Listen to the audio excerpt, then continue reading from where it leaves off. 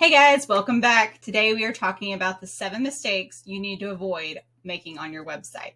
Hi, I'm April Ray, and I am a web designer and a marketing strategist, and my goal here on this channel is just to help you turn visitors into customers through your website. So let's dive into these mistakes. So what I'm going to do is I'm going to tell you the mistake and then show you a good example of someone who has done this well. So the first mistake you want to avoid is not having a call to action above the fold. So what does that mean? Above the fold is so anything below here, below what automatically is shown when you open up a website on your computer or on your phone or tablet. You want to make sure there's a call to action. And a call to action is simply a button like this. You can have them. I've also have them a lot on the menu, but essentially you just want to make sure people know exactly what the main goal is to do, what the next step is. You want to be very clear about that and offer that immediately. So D&D Pool Services, they do a great job. We have get a quote right here so people can go ahead and move to that next step. The next website mistake you want to avoid is not clearly identifying what you do.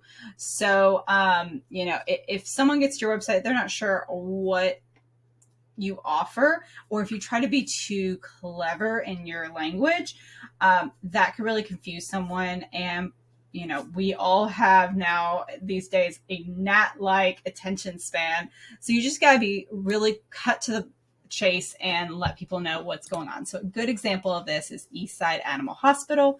We treat your pets like valued family members. They are. So you know that they are an animal hospital and that they value your pets. So immediately you know what's going on. We have a beautiful picture of a puppy if we haven't already made it clear. So they do a great job making sure in many places this is what we do.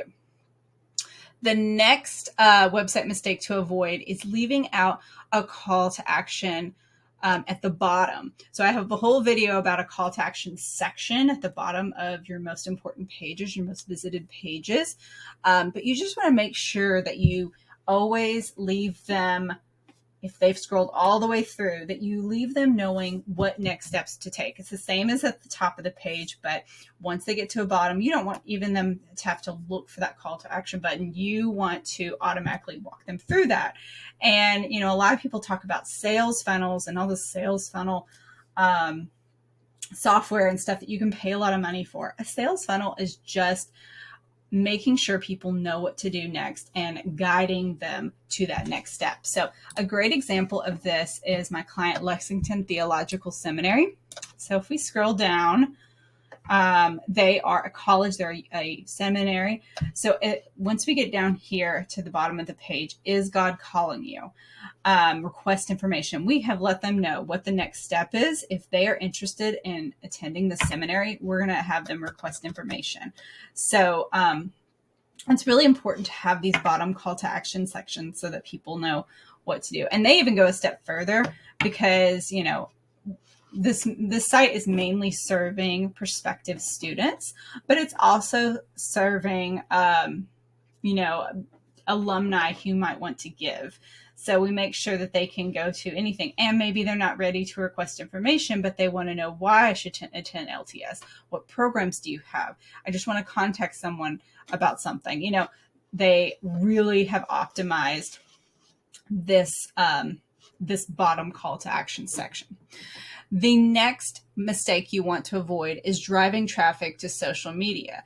So I know that we all love social media and we love using it for our businesses, and it can be such a great tool. But the goal with social media should be to drive people to your website, not the other way around, because social media is too crowded. And if you have social media, too highly prominent, those are like big exit signs. I can't remember who said that, but I just think it's so true. You don't want these big exit signs on your website saying, hey, let's leave this and go watch cat videos instead of focusing on what we actually need to focus on here. So you want to make sure that you can have social media on your website, but don't make it the main goal to drive them back. So a good example of this is Landon Bradley.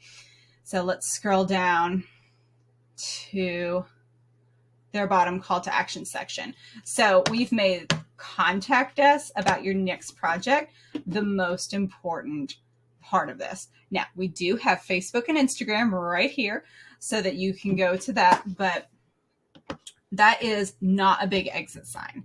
We have made this way more prominent than this. So it's just about the focus that you put on it. The next thing you want to avoid is inconsistent branding. I love all sorts of colors, and trust me, if I could find a way to put all the colors of the rainbow on my website, I would. But that would not be consistent branding. And it's more than just colors too. It is making sure you are sending the right message, and there is a cohesiveness with the design. And just, it really helps people trust you when you have a very consistent brand. So someone who does a consistent brand well is Basement Rickhouse. They do educational bourbon videos, which, how cool is that? And they have a really, really consistent brand. And my favorite part is how the bourbon even matches the orange on their website. I mean, it's just so perfect. And I know they picked that branding for a reason, because they wanted that gold richness of bourbon to match their entire brand, and their entire brand to match the bourbon. So you just, you gotta love what they've done here. It's just beautiful. And it's a great brand. And so you just want to make sure you keep with that consistent branding. The next thing you don't want to forget is to include internal pages. I used to design websites with just one page, and I get it. If you're just trying to get started, just one page sounds great. But the thing is, down the road, you are not going to get the traction with SEO if you just have one page. So a great example of someone who's included more pages. We just started with a pretty standard 5-page website with my Paducah plastic and reconstructive surgeon client, Daniel, Dr. Verbist. He has, we started with that just about 4 or 5 pages. But down the road, he realized he really wanted to focus on breast reconstruction. So we really optimized this page to have some SEO traffic. He even put up some billboards talking about, breast cancer and reconstruction in the area, so that he could drive more traffic to this page. Now, if he just had one page, it would be extremely hard to have this much information and this much targeted traffic to one page. So you want to make sure, and you can always build upon it, but as you add services or goals or any kind of resource or anything for your clients, you want to make sure that you add new pages and not just have a really long one-page website. It's great for SEO, and it's great for just flow of your website. So the last one, that leads me into the last one. Don't use too much text. You want to make sure that, like I said, we have a gnat-like attention span, and you want to make sure that you are cutting to the chase and that you're using your text in a way that makes it easy to follow. A great example of this is Sophie Piskus, designed her website earlier this year. She is the catcher for the Raging Cajuns, and she has a lot of information. She's had a really interesting past.